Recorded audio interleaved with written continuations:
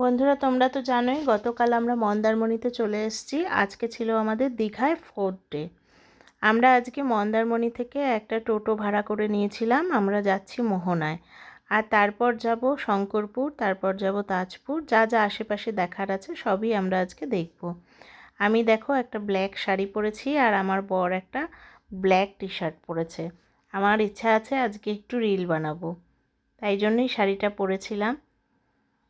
দেখো তো কেমন লাগছে আমাকে। তোমরা কিন্তু আমাকে কমেন্ট করে জানিও যে আমাকে কেমন লাগছে। এই যে কথা বলতে বলতেই চলে আসলাম আমরা মোহনাতে। এইখানে দেখো, এটা হচ্ছে নদী। এই যে যেটা দেখাচ্ছি আমি, সেটা হচ্ছে নদী।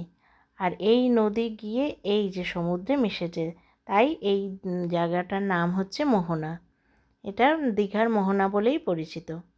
তারপর এখানে ছিল প্রচুর লাল রঙের কাঁকড়া, কিন্তু ক্যামেরায় মানে সামনে গেলেই ওরা বালির মধ্যে ঢুকে যাচ্ছিল, তাই জন্য আর সামনে যাওয়া যাচ্ছে না। তাই দূর থেকে কতটা ক্যামেরায় বোঝা যাচ্ছে বুঝতে পারছি না, কিন্তু লাল কাঁকড়া একদম ভর্তি ছিল। কিন্তু আর যত হাঁটছি আমরা, ওদের সামনে গেলেই ওরা ঢুকে যাচ্ছে। তারপর আমরা একটু এই যে সবাই মিলে একটু ফটো তুলে নিচ্ছি। এত সুন্দর এই জায়গাটা, মানে এখান থেকে আর কোথাও যেতে ইচ্ছে করে না। কেমন লাগছে গো আমাদের দুজনকে? ম্যাচিং ম্যাচিং আজকে ড্রেস পরেছি আমরা। তারপর একটু এই যে ভিডিও করে নিলাম।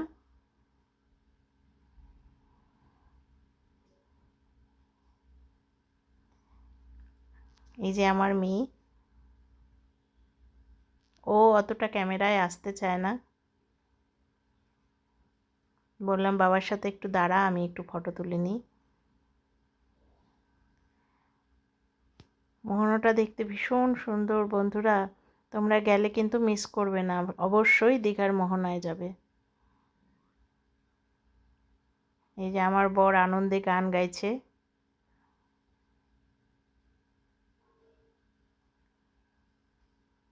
এখন কিন্তু ভাটা চলছে, তা জোয়ারের সময় কিন্তু একদম সমুদ্র আর নদী একসাথে মিলেমিশে একাকার হয়ে যায়।